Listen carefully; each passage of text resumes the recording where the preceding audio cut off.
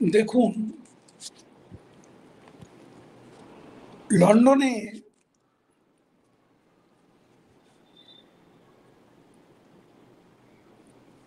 তারেক রহমানের সঙ্গে বৈঠক করে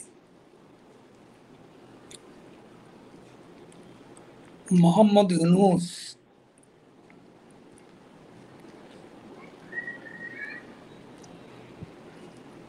নির্বাচনের যে পরিবর্তিত সময়সীমা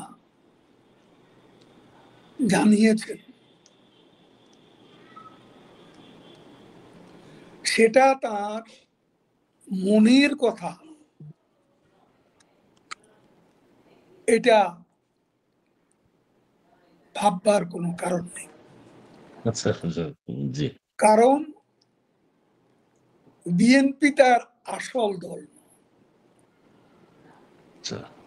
তার আসল দল হচ্ছে এনসিপি,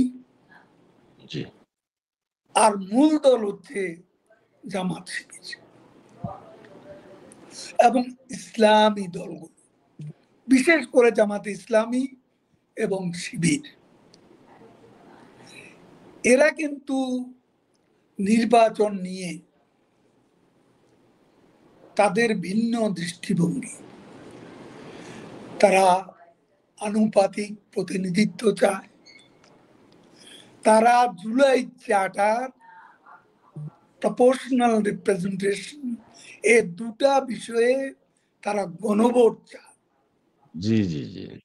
সাধারণ নির্বাচনের আগে এখানে ডিভিশন ফাটল ধরে গেছে। এখন কি হচ্ছে, ইউনূসের অন্তরের কথা এখানেই স্পষ্ট যে তার হুকুমে জামাতের পরিকল্পনা বাংলাদেশের বিশ্ববিদ্যালয়, ঢাকা বিশ্ববিদ্যালয় সহ সব বিশ্ববিদ্যালয় এবং বিভিন্ন কলেজের শিক্ষা প্রতিষ্ঠানের প্রধান দায়িত্বগুলো পেয়েছে জামাত শিবিরের। এখন ব্লু প্রিন্টটা কি? ব্লু প্রিন্টটা হচ্ছে যে তারা গোটা পরিকল্পনার বিন্যাসটা করেছে ডাকসু, জাকসু, রাকসু, চাকসু, মানে বিশ্ববিদ্যালয়গুলোর নির্বাচন তাদেরই সাজানো নাটকে, প্রহসনের প্রক্রিয়ায় তারা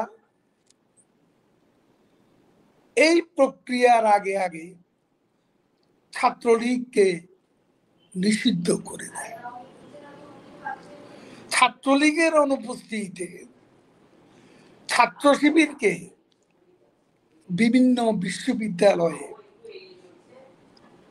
জিতিয়ে একটা সারা বাংলাদেশে শিবিরের পুনরুত্থানের একটা আভাস, যেটা তারা জাতীয় নির্বাচনে তাদের বিজয়ের পূর্ব লক্ষণ বলে জনমনে ধারণা দিচ্ছে। এর সঙ্গে প্রফেসর ইউনূস নেই একথা কোনো পাগলও বিশ্বাস করে। তাহলে তিনি কার সঙ্গে আছেন? তিনি কি বিএনপির সঙ্গে না জামাত এনসিপির সঙ্গে? এবং সেটা এই ইলেকশন গুলো দেখুন, রেজাল্ট চাকসুরও একই হবে, রাকসুরও একই হবে। বিএনপি তো আমাদের ঠেকাতে গিয়ে বিপদে পড়ে গেছে। জি জি জি তারা সারা বাংলাদেশে যে 32 নম্বরের মব ভায়োলেন্স থেকে শুরু করে সারা দেশে যে মবক্রেসি, এই মবক্রেসির সঙ্গে বেশিরভাগই জড়িত বিএনপি, ছাত্রদল, টার্গেট হচ্ছে আওয়ামী লীগ। রেজাল্টটা কি? চাঁদাবাজি, মাস্তানি, লুটপাট, জনসম্মুখে এইসব অসংখ্য উদাহরণ, সঙ্গে আবার ধর্ষণ, ধরা পড়ে গেছে বিএনপি। এরপর মাঠে নেই ছাত্রলীগ।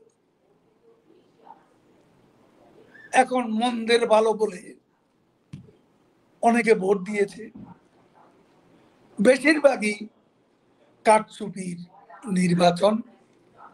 কারণ যারা পরিচালনা করেছে তারা শিবিরকে জেতানোর জন্য পরিকল্পনাটি সাজিয়েছে। জি জি আমার বিশ্লেষণটা এভাবে আমি করতে চাই। আজকে আমার তো মনে হয় ইউনূসের অবস্থা এখন শ্যাম রাখি না কুল রাখি।